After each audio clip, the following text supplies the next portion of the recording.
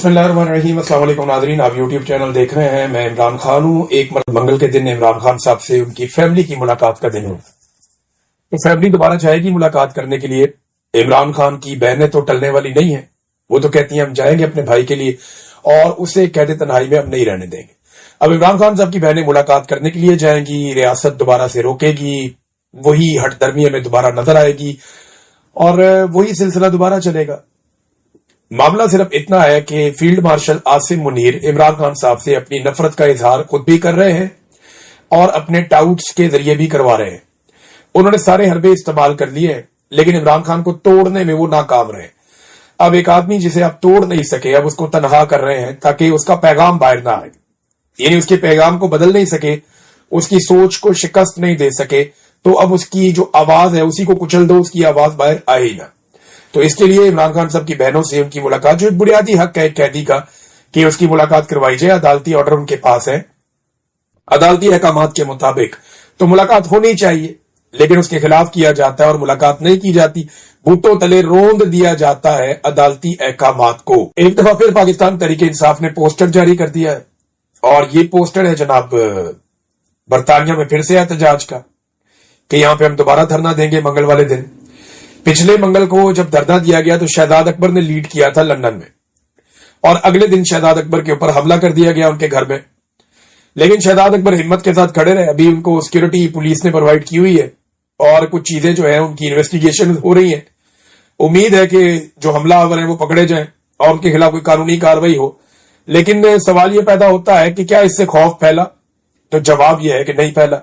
शहजाद अकबर ने वो पोस्टर अब जो है वो शेयर किया कि जनाब पहुंचे दोबारा सारे धरना देने के लिए, इमरान खान साहब को कैद तन्हाई में डाला हुआ है, उसके लिए सब लोग मिलकर आवाज उठाए। तो इससे तो फर्क नहीं पड़ता ना, मार कुटाई से, बंदे गिरफ्तार करने से, जबरी गुमशुदगियों से क्या कभी कोई तहरीक रुकी है?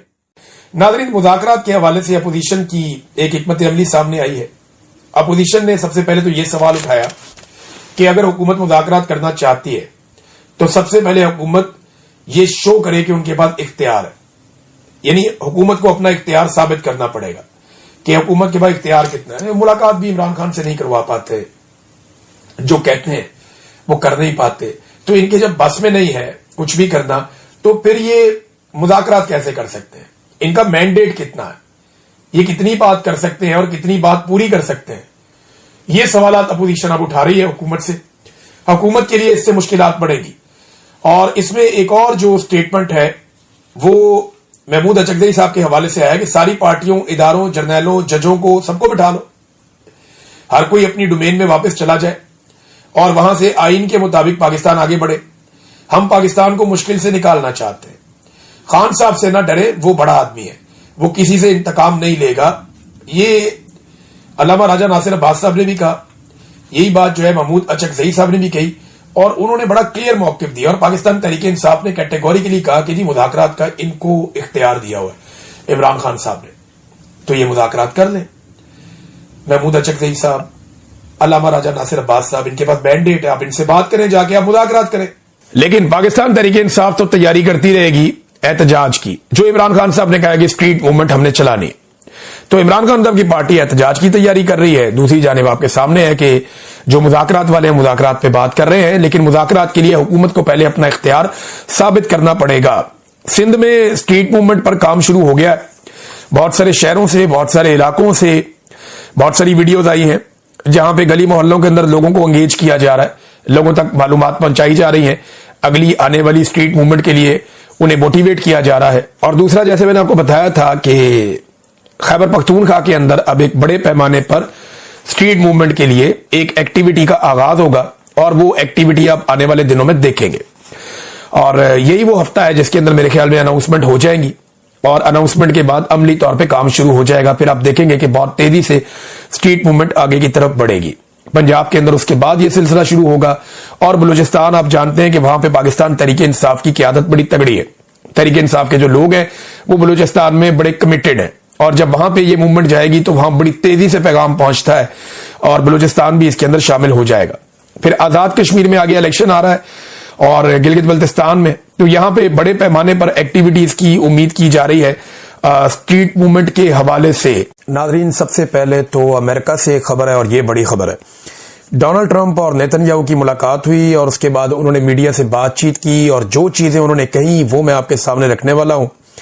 ایک طرف تو پہلے آپ اپنے ذہن میں یہ رکھیں کہ 2 دن پہلے پاکستان کے جو وزیر خارجہ ہیں اور ڈپٹی وزیر اعظم ہیں اسحاق ڈار صاحب، انہوں نے یہ سٹیٹمنٹ دیا تھا کہ پاکستانی فوج غزہ نہیں جائے گی اگر انہیں حماس کو غیر مسلح کرنے کا ٹاسک ملا تو پاکستانی فوج اگر حماس کو غیر مسلح نہیں کرے گی تو پھر کون سی فوج کرے گی؟ آپ کو ذرا جائزہ لینا پڑے گا، بہت سارے ملک جو ہیں وہ منع کر چکے ہیں، یعنی ترکی کے حوالے سے اسرائیل کو تحفظات ہیں اور ترکی کے ساتھ بہترین تعلق ہونے کی وجہ سے آذربائیجان نے منع کر دیا ہے، ملیشیا اس کا حصہ نہیں بن رہا، پاکستان کے اندر شدید قسم کا رد عمل ہے، انڈونیشیا جو ہے وہ اپنی فوج بھیجنے کا دعویٰ کر چکا ہے اور وعدہ بھی کر چکا ہے، وہ یہ کہتے ہیں کہ وہ اپنی فوج بھیجیں گے، لیکن جتنے بھی عرب ممالک ہیں، چاہے اس میں کویت ہے، اس کے اندر جو یمن ہے، یمن تو بالکل نہیں جا رہا، ایران بھی نہیں جا رہا، عراق بھی نہیں جا رہا، شام بھی نہیں جا رہا، مصر بھی شاید اس میں نہیں جا رہا، ان کے ساتھ تو پہلے ہی لڑائی چل رہی ہے اسرائیل کا، ان کا گولان ہائٹس کا ایک الگ سے پرابلم ہے، پھر سعودی عربیہ، یو اے ای اور قطر، یہ ممالک بھی اپنی فوج نہیں بھیج رہے، جبکہ عمان بھی اپنی فوج نہیں بھیج رہا، تو یہ پھر باقی ملک کون سے بچ جاتے ہیں جو اپنی فوج بھیجیں گے؟ تو پاکستان نے کیونکہ خود سے آفر کیا ہوا ہے اور امریکہ کی جانب سے پاکستان کا شکریہ ادا کیا گیا کہ پاکستان نے آفر کیا ہے کہ ہم اپنی فوج غزہ میں بھیجیں گے اس کارروائی کے لیے جو کارروائی امریکہ چاہتا ہے، جو ایک قرارداد ہے اس میں ووٹ دے کر پاکستان اپنے عزم کا اظہار کر چکا ہے کہ حماس کو غیر مسلح کیا جائے گا اور ایک سٹیبلائزیشن فورس وہاں پہ بھیجی جائے گی غزہ میں۔ اب پاکستان اس کا حصہ بنتا ہے اور حماس کو غیر مسلح نہیں کیا جاتا، تو یہ کیا کہانی ہوئی؟ یہ تو پھر تو سارا معاملہ ہی گول ہو گیا۔ اب اسحاق ڈار کہتے ہیں کہ پاکستانی فوج غیر مسلح کرنے نہیں جائے گی۔ ڈونلڈ ٹرمپ کیا کہتا ہے ذرا وہ سنیں۔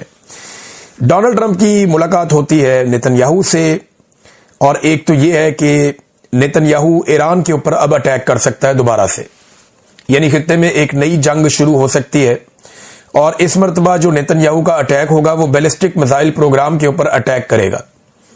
جب ایک سوال پوچھا گیا ڈونلڈ ٹرمپ سے کہ کیا آپ ایران کے اوپر حملہ کرنے کی اسرائیل کو اجازت دیتے ہیں، تو ڈونلڈ ٹرمپ نے کہا جی بالکل، بیلسٹک میزائلوں کے لیے ہم ہاں کہتے ہیں کہ ان کے اوپر اگر ایران پہ اٹیک کرتا ہے، ایران کی بیلسٹک میزائلز کی جو ٹیکنالوجی ہے اس پہ اگر اٹیک کرتا ہے اسرائیل تو ٹھیک ہے، ہم ہاں کہتے ہیں، اور اگر وہ ایٹمی ہتھیاروں کے لیے اٹیک کرتا ہے تو پھر تو ہم کہتے ہیں کہ فوری طور پہ، یعنی فاسٹ، جلدی آپ اس کو کریں، ہم یہ کہتے ہیں۔ دوسری جانب جو ہے وہ اسرائیلی جو نیتن یاہو ہیں، انہوں نے کہا میں یہ بات بار بار دہراؤں گا، اور اسرائیل بہت خوش قسمت ہے، اسرائیل کو وائٹ ہاؤس میں کبھی بھی ڈونلڈ ٹرمپ جیسا کوئی دوست میسر نہیں آیا۔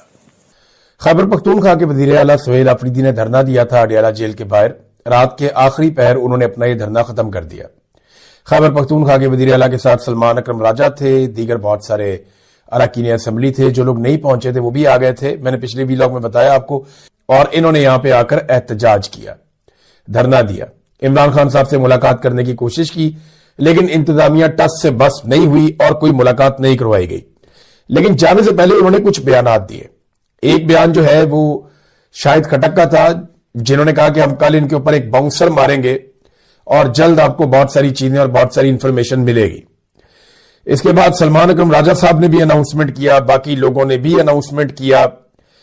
یہ لوگ چاہ رہے تھے کہ عمران خان صاحب سے ملاقات ہو جائے، چاہے عمران خان صاحب کے ڈاکٹرز کی ملاقات ہو جائے، چاہے کوئی سیاسی بات ہو یا نہ ہو، لیکن عمران خان صاحب سے ملاقات ہونی چاہیے۔ تشویش بڑھتی جا رہی۔ دیکھیے جو قابل اعتبار سورسز ہیں نا، ان سے کوئی بھی معلومات عمران خان صاحب کے حوالے سے ابھی تک باہر نہیں آئی۔ یہ ضرور پتا چلا کہ عمران خان صاحب اسپتال پہنچے اور انہیں پیمز اسپتال لایا گیا اسلام آباد میں، اور ان کا ایک علاج بھی کیا گیا، ایک ٹریٹمنٹ تھا ان کا، وہ ان کو دیا گیا۔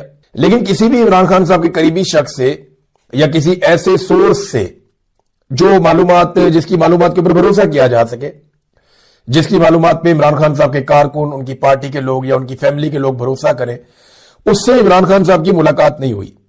ہم صحافیوں کے پاس بھی جو خبریں ہیں وہ مختلف ذرائع سے ہیں، کچھ اسپتال کے ذرائع ہیں، کچھ پولیس کے ذرائع ہیں، کچھ ایجنسیوں کے ذرائع ہیں، کچھ ذرائع جو ہیں وہ جیل کے ذرائع ہیں۔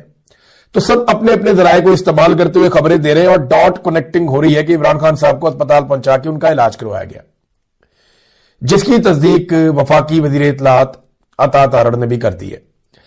اب تشویش بڑھتی جا رہی ہے کہ عمران خان صاحب کی حالت کیوں اتنی خراب ہوئی، یا معاملہ اصل میں ہے کیا۔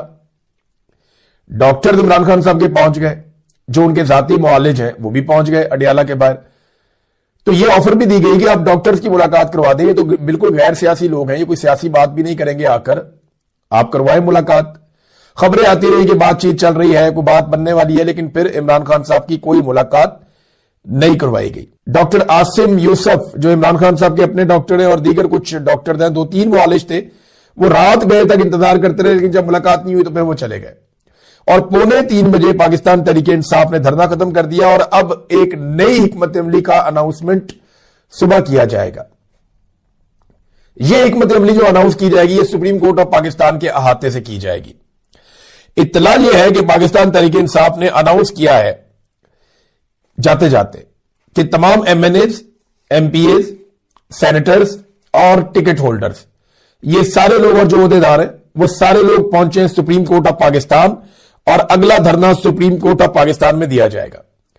اب صبح 10 بجے مجھے ایسا لگتا ہے کہ سپریم کورٹ آف پاکستان کے باہر ایک پورا کرفیو کا ماحول بنا دیا جائے گا، جو ریڈ زون ہے اسے سیل کر دیا جائے گا، اور کوشش کی جائے گی کہ پاکستان تحریک انصاف کے لوگ دھرنا نہ دے سکیں۔ لیکن دیکھیں، جو اراکین اسمبلی ہیں، جو سینیٹرز ہیں، ان کا اپنا ایک استحقاق ہوتا ہے، ان کے ساتھ آپ زور زبردستی اگر ریڈ زون میں کریں گے تو یہ خبر انٹرنیشنل میڈیا پہ جائے گی اور ہر طرف یہ رولا پڑ جائے گا۔ اتنا آسان نہیں ہوتا کہ اسٹیبلشمنٹ کا جو دل کرے وہ کرتی چلی جائے۔